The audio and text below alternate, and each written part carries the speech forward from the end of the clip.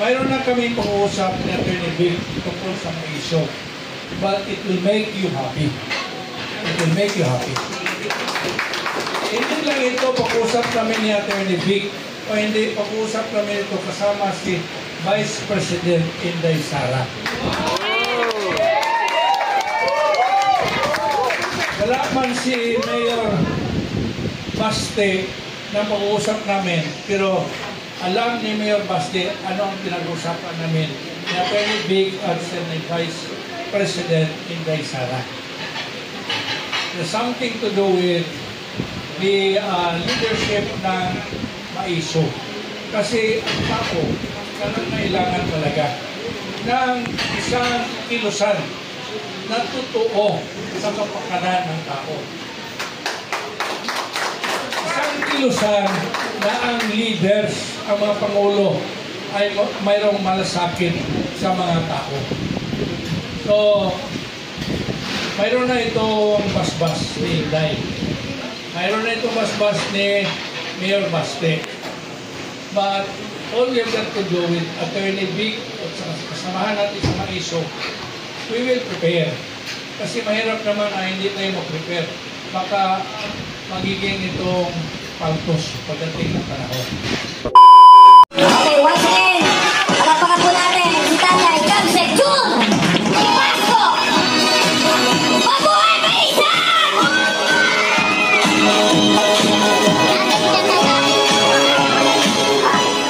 Ate!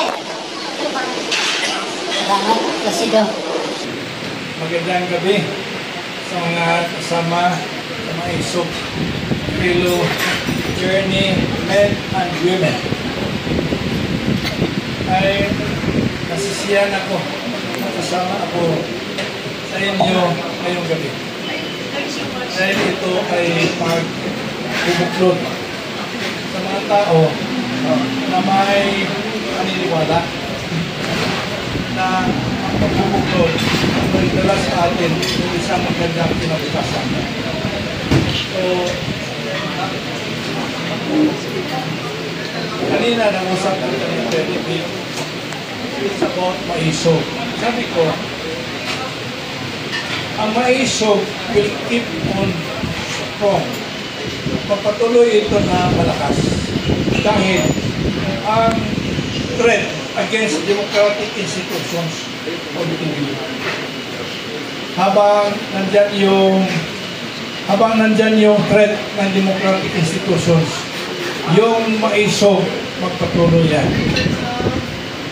Pangalawa,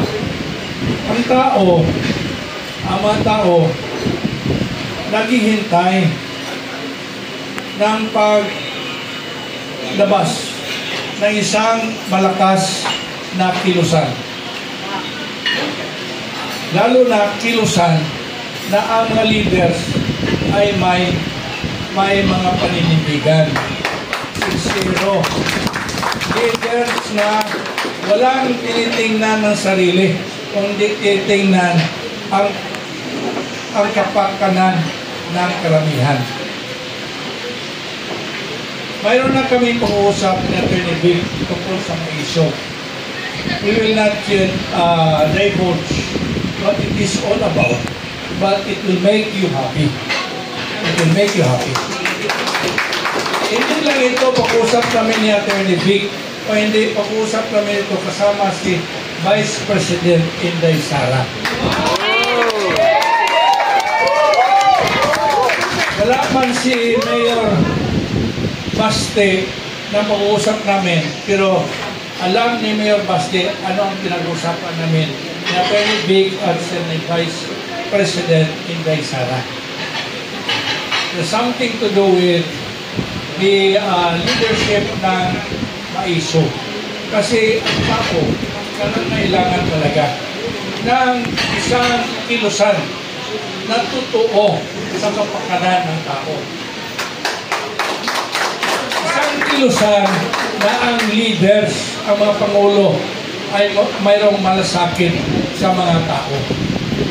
So, mayroon na itong basbas ni Inday. Mayroon na itong basbas ni Mayor Baste. But all we have got to do with Attorney Vic at kasamahan natin sa mga iso, we will prepare. Kasi mahirap naman na hindi tayo mag-prepare. Baka magiging itong paltos pagdating ng panahon. So, I hope and pray that we keep the fires burning. Dahil kung kita ang una na mapatay ang apoy, ang tao din, mapatay din ang apoy. Nasabi na ang tao talaga ang pasya ng tao ang magdala sa atin ng success. Pero ang tao nangailangan ng leaders na tapat sa kanila. Hindi gagamitin ang tao o hindi ang tao kasintihan natin. So, sa atin dito, nakikita ko na ganun pa rin ang inyong apoy, yung sarili ninyo. Ang inyong aspirations ng pagbabago, nandiyan pa rin. So, I pray na this group will lead us to a brighter future for our people. Salamat.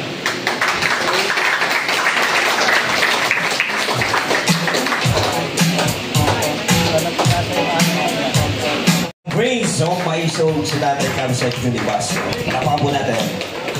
At ngayon naman po ay nais nating tawagan sa harapan si Tita Chuchi para po ipakilala na ngayong gabi